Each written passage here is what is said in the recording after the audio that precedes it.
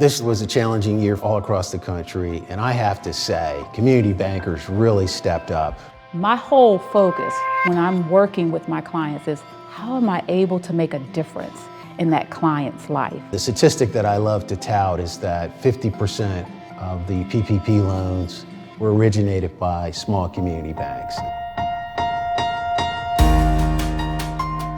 KB Inc. and Vicki and Ken, when PPP was first being introduced, I thought of them, and I wanted to make sure that she got her paperwork in and that she was at the front of the line. I had become acquainted with Jeff, of course, through the bank, and last spring, it was in April, it was on a Sunday night about 10 o'clock. My phone rings, and it comes up Jeff Newgard, and I'm thinking, what is the president of the bank doing calling me at 10 o'clock at night on a Sunday? He called me to tell me about this payroll protection program. Imagine having a relationship with a bank or any business for that matter, where the CEO calls you to personally check on you. It enabled us to use that money for payroll like it was intended. It's been a game changer, an absolute game changer for KV Incorporated. We've not only been banking with the Bank of Idaho, they were one of our first investors in being able to bring to our community something the community hadn't seen before. When Congress passed the CARES Act, and there was this thing called Payroll Protection Program, I think Bank of Idaho was the first one that sent me information. My loan officer got back to me immediately. He says, hey, I'm off today, but let's try to do this. And it didn't matter to him that it was off. He was more concerned with me as a customer. He was awesome to work with. So we have that heart in our logo, and it's a symbol. And it's not just something that's lip service. It's something that guides us. It's our compass. And that makes for a powerful relationship and one that can't be broken. These are relationships that run deep because they matter.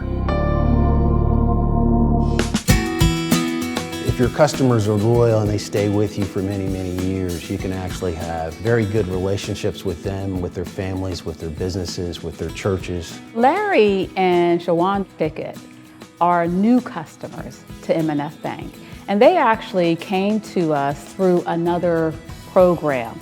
It all started when we received a communication from our consultant for the state, and she said, hey, the next round of PPP is coming out, and there's a community bank that is going to be supporting locally owned minority businesses. We said, wow, we were disappointed the first time, but we're going to try M&F Bank this time. They're community-based, and right away, as soon as we sent the email, within minutes, I believe, we got a response that, hey, we're here to help, and we're going to help you through this process of the second round of PPP.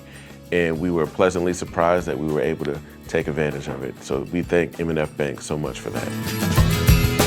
CMC was started in 2006. We transport special needs students within the area. The PPP loan will accommodate us with the payroll and for rehiring our employees. Once we provide for their household and they resume their income, they're going to spend the money back into the community to help other business thrive and recover as well. This is a whole community effort, and the PPP loan has really been beneficial to the whole community. So when the pandemic hit, Jim obviously was affected. A lot of medical professionals were shut down or had to really scale back all their services and only do emergency services.